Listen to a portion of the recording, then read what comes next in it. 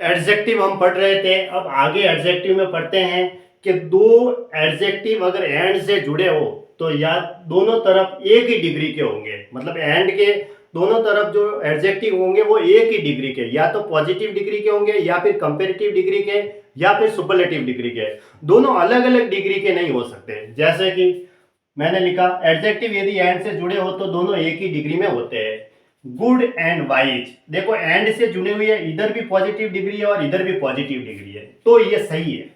ऐसे ऐसा नहीं कि यहाँ तो बेटर लगा दो और यहाँ वाइज, या फिर यहाँ गुड एंड बेटर लगा दो तो गलत हो जाएगा। दोनों तरफ पॉजिटिव डिग्री होगी। इस तरह के ऊपर प्रश्न भी एग्जाम में पूछा जाता है। ठीक है, इसके ऊपर प्रश्न भी एग्जाम में आया हुआ भी है, आते भी है इस टाइप के प्रश्न। एक तरफ वो कंपेरेटिव डिग्री और एक तरफ पॉजिटिव डिग्री करके दे देता है, जबकि दोनों एंड से जुड़े हुए हैं तो दोनों तरफ पॉजिटिव डिग्री होगी, मतलब सेम डिग्री होगी, या फिर दोनों तरफ कंपेरेटिव डिग्री होगी या फिर दोनों तरफ सुपरलेटिव डिग्री होगी, सेम डिग्री होगी। जैसे good and wise, better and wiser, best and wisest, ये तीनों मैंने सही लिखे हैं। कंपेरेटिव डिग्री में काफी बार पूछा हुआ है, इधर तो गुड कर दिया इधर वाइजर कर दिया तो फिर रॉन्ग हो जाएगा। दोनों एंड से जुड़े हुए हैं, एंड से जुड़े हुए हैं तो दोनों तरफ डिग्री क्या होगी, सेम होगी।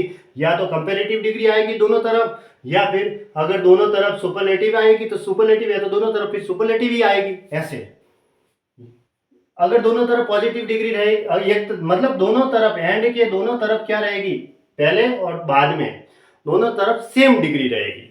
ऐसे good and wise, better and wiser, best and wisest. अब देखो आगे सेंटेंस लिखा मैंने, nowadays the weather is colder and colder.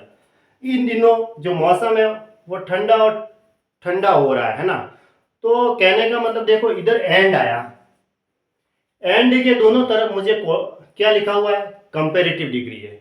इधर तो लिख दिया था कोल्ड एंड कोल्डर लिख दिया था, तो इसका मतलब गलत है। और नाउ अ डेज आता है तो ये प्रेजेंट कंटिन्यूस में चल रहा है, अभी भी ठंडे के ऊपर और ठंड हो रही है। इन दिनों मौसम जो हो रहा है वो ठंड से और ठंडा हो रहा है, तो कोल्डर एंड कोल्डर आएगा। दोनों तरफ क्या होगी, समान डिग्री होगी। अगर उधर कंपेरेटिव डिग्री है तो फिर इधर भी कंपेरेटिव डिग्री होगी, कोल्डर एंड कोल्डर। यहां मिस्टेक करके दे दिया, कोल्ड एंड कोल्डर करके दे दिया, तो फिर रॉन्ग हो गया। अब ये सेंटेंस सही लिखा मैंने, कोल्डर एंड कोल्डर होगा ऐसे।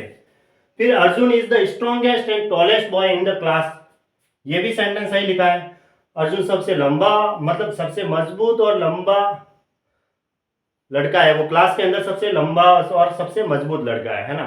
तो कहने का मतलब दोनों एंड से जुड़े हुए हैं। देखो इधर स्ट्रॉन्गेस्ट है इधर टॉलेस्ट है, दोनों तरफ सुपरलेटिव डिग्री है, दोनों तरफ सुपरलेटिव डिग्री है, सेम डिग्री है। मतलब यहाँ पे क्या कर दिया उसने, स्ट्रॉन्गर कर दिया और उधर टॉलेस्ट कर दिया, तो फिर रॉन्ग हो जाएगा। उधर टॉलेस्ट है तो फिर इधर भी सुपरलेटिव डिग्री आएगी, स्ट्रॉन्गेस्ट। दोनों तरफ एंड के दोनों तरफ क्या है, सेम डिग्री आएगी। अच्छा यहाँ द आर्टिकल लगा हुआ है, यहाँ क्यों नहीं लगा, क्योंकि दो एडजेक्टिव है, देखो स्ट्रॉन्गेस्ट और टॉलेस्ट, लेकिन व्यक्ति तो अर्जुन एक ही है, उसके दो गुण बताए गए, दो एडजेक्टिव बताए गए, दो गुण है उनके अंदर, दो क्वालिटी है, लेकिन आर्टिकल पहले वाले के आगे ही लगता है। ये मैंने आपको आर्टिकल में बताया था कि सबसे आगे वाले एडजेक्टिव के लिए आर्टिकल लगेगा, ठीक है ना, कि दोनों तरफ आर्टिकल लगाना है। उसके दो एडजेक्टिव दे रखे हैं लेकिन व्यक्ति तो एक ही है कि वो अर्जुन के हैं, इसलिए आगे ही आर्टिकल लगाया, द स्ट्रॉन्गेस्ट। ठीक है, सुपरलेटिव डिग्री है तो द ही आएगा आर्टिकल। तो Arjun is the strongest and tallest boy in the class, ये सेंटेंस मैंने सही लिखा है। ठीक है, अब आते हैं पॉजिटिव डिग्री तथा कंपेरेटिव डिग्री के सिंथेसिस करने पर। देखो Ram is as good as Shyam, as के बीच में हमेशा पॉजिटिव डिग्री आती है। एज ये भी एग्जाम में प्रश्न आया हुआ है, सिर्फ ये ध्यान रखना, एज बेटर एज करके दे देता है एग्जाम में। एज के बीच में क्या आएगी, पॉजिटिव डिग्री आएगी, है ना। एज के बीच में क्या आती है, एज के बीच पॉजिटिव डिग्री आती है। यहां लिख देता हूं मैं, पॉजिटिव डिग्री आती है, डिग्री आती है, ऐसे लिख दिया। एज के बीच में पॉजिटिव डिग्री आती है, ये सेंटेंस सही है। एज बेटर एज करके दिया जाता है तो फिर गलत है। राम उतना अच्छा है जितना श्याम है, ठीक है, तो एज गुड एज आएगा, न कि एज बेटर एज। एज के बीच में क्या आएगी, पॉजिटिव डिग्री आएगी। He is not better than you, अब देखो इसमें कंपेरेटिव डिग्री है, वह तुम्हारे जितना अच्छा नहीं है, तो यहाँ बेटर आया क्योंकि यहाँ एज नहीं था, यहाँ देन का प्रयोग लगा हुआ है। बेटर कंपेरेटिव डिग्री के बाद देन आता है, बेटर देन यहाँ कंपैरिजन किया गया। पहले वाले में तो एज था, उसके बीच में पॉजिटिव डिग्री आएगी। दूसरे वाले में बेटर के बाद देन आया, यहाँ पे एज नहीं है तो इसमें कंपेरेटिव डिग्री लगी हुई है। तीसरा वाला सेंटेंस है he is as good as if not better than you.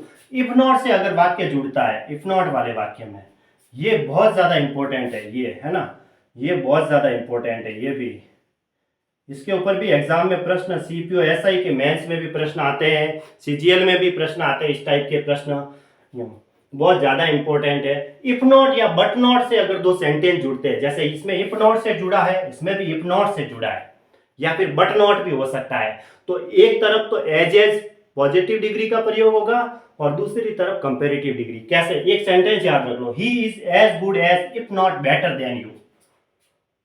वह इतना अच्छा है जितना तुमसे नहीं है, मतलब जितना तुमसे बेहतर होना चाहिए उतना नहीं होके वह उतना अच्छा है जितना तुमसे नहीं है, तुमसे बेहतर नहीं है। कहने का मतलब इधर है इफ नॉट है, इफ नॉट के इधर आएगी पॉजिटिव डिग्री। देखो इधर अगर पॉजिटिव डिग्री आई है तो उधर कंपेरेटिव डिग्री होगी। अब एग्जाम में क्या करेगा, ही इज एज गुड, या तो फिर ये नहीं देगा as if not better than you, तो कहने का मतलब he is as good as आएगा पूरा, यहाँ पे भी एज आएगा, या फिर इफ नॉट के बाद इधर पॉजिटिव डिग्री करके दे देगा तो इधर कंपेरेटिव डिग्री नहीं देगा, इधर कंपेरेटिव डिग्री आएगी बेटर देन। जैसे ये और लिखा, Ramesh is as good as if not better than all the members of the club which is known as the Lions Club. ठीक है, तो यहाँ इफ नॉट से जुड़ा हुआ सेंटेंस है, तो इधर क्या आएगा, एज गुड, इतना ही करके दिया हुआ होता है सेंटेंस में। क्या करते हैं वो, एज गुड लिख के दे देते हैं और ये एज देते ही नहीं है, तो इसका मतलब यहाँ तो एज गुड एज आएगा, पॉजिटिव डिग्री आएगी। इफ नॉट क्या, यहाँ अगर एज गुड एज पूरा आएगा, ये एक एज को वो हटा के दे देता है एग्जाम में, कभी कभी एज गुड एज पूरा आएगा, पीछे भी एज लगेगा, और एज के बीच में पॉजिटिव डिग्री होती है। और इफ नॉट आ गया है तो दूसरी तरफ क्या होगी, कंपेरेटिव डिग्री होगी।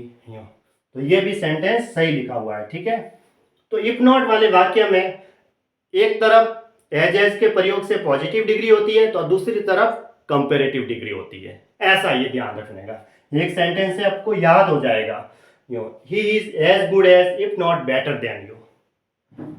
ठीक है, ये सेंटेंस भी सही है और ये भी सही है। प्रश्न आते हैं, इसमें भी प्रश्न आया हुआ है, ये वाला भी, इधर कोल्ड एंड कोल्डर करके दे दिया, जबकि दोनों तरफ एंड के दोनों तरफ क्या आएगी, समान डिग्री आएगी, सेम डिग्री। और इस वाले प्रश्न में क्या करते हैं, कभी कभी एक एज को हटा देते हैं और एक एज ही लिख के दे देते हैं, जबकि एज गुड एज पूरा आएगा। और दूसरी तरफ ध्यान रखना है कि इधर अगर मान लो एक तरफ इफ नॉट के एक तरफ अगर पॉजिटिव डिग्री है एज के रूप में, तो दूसरी तरफ कंपेरेटिव डिग्री आएगी, if not better than you, उस तरह से। ठीक है।